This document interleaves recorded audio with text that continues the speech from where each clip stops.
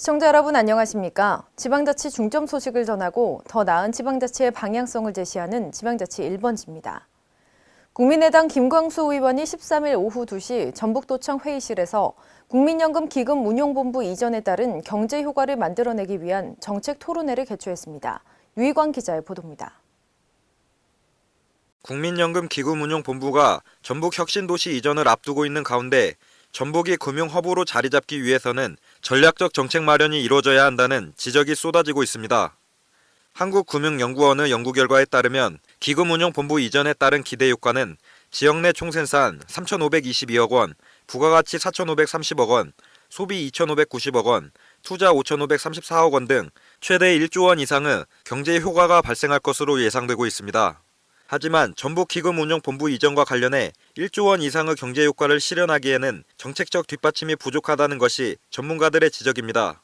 이 같은 지적은 13일 전북도청에서 1조 원 경제 효과를 위한 전략과 과제라는 주제로 열린 전북발전 정책 토론회에서 제기됐습니다.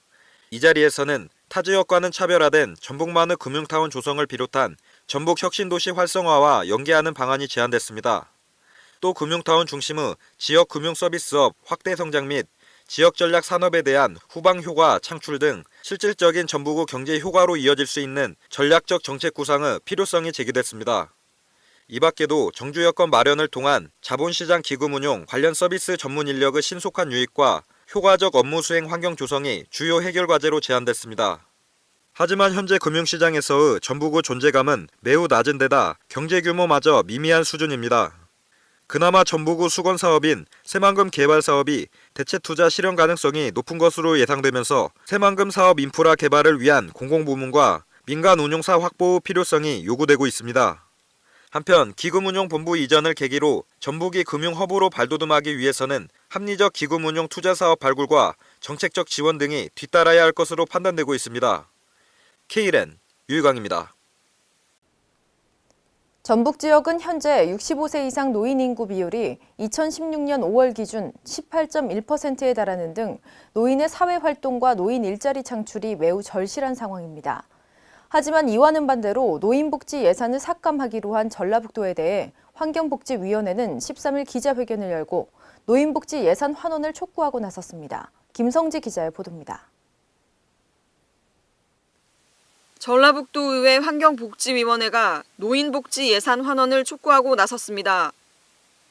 환경복지위는 13일 전북 도의회 브리핑룸에서 기자회견을 가지고 노인복지 예산을 포함한 사회보장 사업의 정비를 재검토해야 한다고 주장했습니다. 지난해 8월 전북도는 사회보장 사업 98개를 정비하고 52억 5,100만 원을 삭감한 바 있으며 이에 대해 환경복지위는 삭감 예산 중 가장 절실하게 필요한 노인복지 관련 예산이 전체 61.5%인 32억 3천여만 원에 달하고 장애인, 저소득층, 보육 및 사회복지종사자 수당 등 확대돼야 할 예산들이 삭감됐다는 주장을 했습니다. 확대되어야 할 예산들이 삭감되었습니다. 전북 지역 현실과는 완전히 반대되는 결과입니다. 또 사회보장 사업 정비는 헌법이 규정한 모든 국민의 인간다운 생활의 보장과 사회보장기본법 제10조 사회보장급여 수준의 향상을 위해 노력해야 한다는 규정에 반하는 것으로 반헌법적 중복사업 정비 결과에 대해 즉각 재검토할 것을 촉구했습니다. KLN 김성지입니다. 전북 탄소산업발전위원회가 약 4개월간에 걸쳐 11개 정책과제를 발굴했습니다. 전라북도는 지난 12일 전북도청에서 전북탄소산업발전위원회를 열고 한국탄소밸리 허브 시스템 구축과 한국탄소산업진흥원 설립을 통한 탄소산업 성장 기반 구축을 정책 의제로 정했습니다. 유희광 기자의 보도입니다. 최근 탄소법이 국회를 통과함에 따라 전라북도가 탄소산업 성장 기반 구축 등 탄소산업의 육성 발전을 위한 분과별 11개 정책과제를 발굴했습니다. 전북도는 12일 도청에서 전북탄소산업발전위원회를 열고 탄소정책분과, 탄소융복합분과 등 총 4개 분과에서 도출해낸 실현 가능성 높은 주요 정책과제 발굴과 국가정책화 방안 모색을 위한 시간을 가졌습니다. 탄소정책분과는 탄소복합재 산업 허브 기반 마련을 위한 코리아 카본밸리 허브 시스템 구축과 한국탄소산업진흥원 설립을 통한 탄소산업 성장 기반 구축을 정책 아젠다로 정했습니다. 또 탄소융복합 분과는 4대 전략산업을 통한 탄소소재 융복합 실용화 전략기제 구축을 위해 탄소소재, 부품, 성형의 밸류체인 형성과 탄소산업 가이드라인 제정 및 선도기업을 뛰어넘는 탄소산업 대표기업의 발굴 육성을 위한 시스타 기업 육성 등을 정책과제로 제시했습니다. 이와 함께 탄소 나노 소재 분과에서는 탄소 나노 소재 실용화 신뢰성 지원센터 구축 및 역할 극대화 등 사업화 지원 시스템 구축 방안과 소재 상용화를 위한 핵심 기술 개발 방안이 제안됐습니다. 이영규 정무부 지사는 탄소법 제정으로 국가는 의무적으로 탄소 소재 발전을 위한 종합계획을 수립해야 한다며 탄소산업발전위원회를 중심으로 많은 아이디어를 발굴해내고 정부에 제공해 최대한 국가 정책화를 도모해야 한다라며 탄소산업발전위원회의 보다 적극적인 역할을 당부했습니다. KLN 유희광입니다. 대통령 소속 지방자치발전위원회는 지난 2015년 12월부터 자치 현장의 지지와 공감대를 형성하고 각계각층의 다양한 의견을 청취하기 위해 자치 현장 토론회를 개최해오고 있는데요. 지난달 의정부에서 열린 현장 토론회에 이어 지난 12일 전북도청에서 지방의회 활성화를 위한 자치 현장 토론회가 열렸습니다. 김순경 기자의 보도입니다. 대통령 소속 지방자치발전위원회가 12일 전북도청에서 자치 현장 토론회를 가졌습니다. 이날 지방자치협의회는 각 시군 자치회 의장 인원들과 함께 지방의회 활성화 및 책임성 제고를 주제로 진행되었습니다. 이날 토론회에서는 지방자치발전 종합계획을 발표하고 지방의회 활성화에 관련한 다양한 의견을 공유하는 시간을 가졌습니다. 이날 심대평 위원장은 지금 이 시대야말로 중앙과 지방이 국가발전을 위해 상생하고 지방 분권 확대를 통한 새로운 국가발전 패러다임 전환의 중요한 시점이라며 지방 권력의 균형자로서의 역할과 책임을 다해줄 것을 부탁했습니다. 지방의회 활성화는 세 가지 목표를 가지고 있습니다. 하나는 의정 활동을 원활하게 수행할 수 있도록 하는데 역점을 둬야 되고 또 지방의회 의장의 인사권을 확립하는 데 역점을 두고 있고 가장 중요한 자치 입법권을 원활하게 수행할 수 있도록 제도적으로 뒷받침하는 데 목표를 두고 있습니다. 한편 지방자치위원회는 지난해부터 지방자치발전 종합계획에 담긴 내용에 따라 자치 현장의 공감대 형성 및 다양한 의견 청취를 위해 자치 현장 토론회를 열어왔습니다. KLN 김승균입니다. 지난 11일부터 3일간의 일정으로 대만의 청소년 홈스테이단이 전라북도 순창을 방문했습니다. 순창 남제중학교와 교류를 맺은 대만 홈스테이단은 순창에서 한국의 전통 발효 문화를 체험하는 뜻깊은 시간을 가졌습니다. 유희광 기자의 보도입니다. 세계 곳곳에서 한류 바람이 불고 있는 가운데 대한민국에 대한 관심이 날로 높아져 가고 있습니다. 그 관심은 단순 한국 방문을 넘어서 한국 문화 체험 등 한국의 맛과 멋을 몸소 경험하기 위한 발걸음으로 이어지고 있습니다. 지난 11일 대만의 청소년 홈스테이단이 3일간의 일정으로 고추장, 복분자, 블루베리 등의 특산품으로 유명세를 떨치고 있는 전라북도 순창군을 방문했습니다.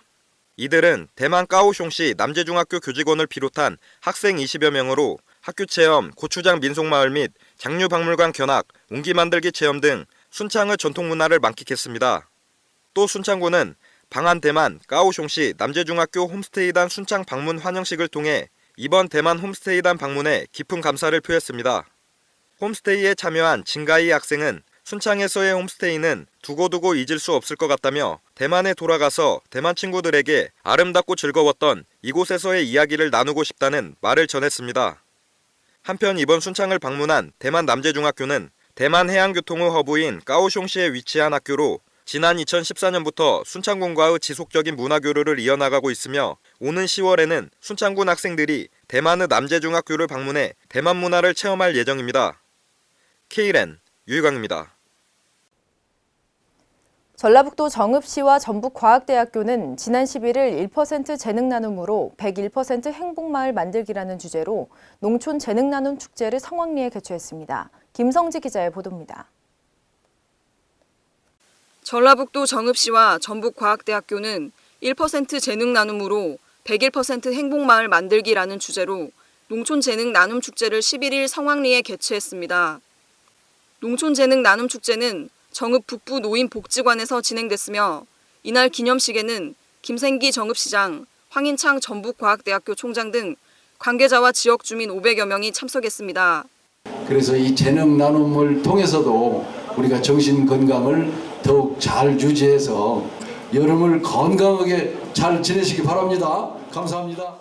이날 행사에서는 전북과학대학교 치위생과 등 7개 학과 재학생들과 정읍시 마을 공동체 4개 팀이 행사에 참석한 지역 주민들을 대상으로 구강보건교육과 함께 시력검사, 뇌졸중 관리교육 등 건강보건 서비스를 제공했습니다.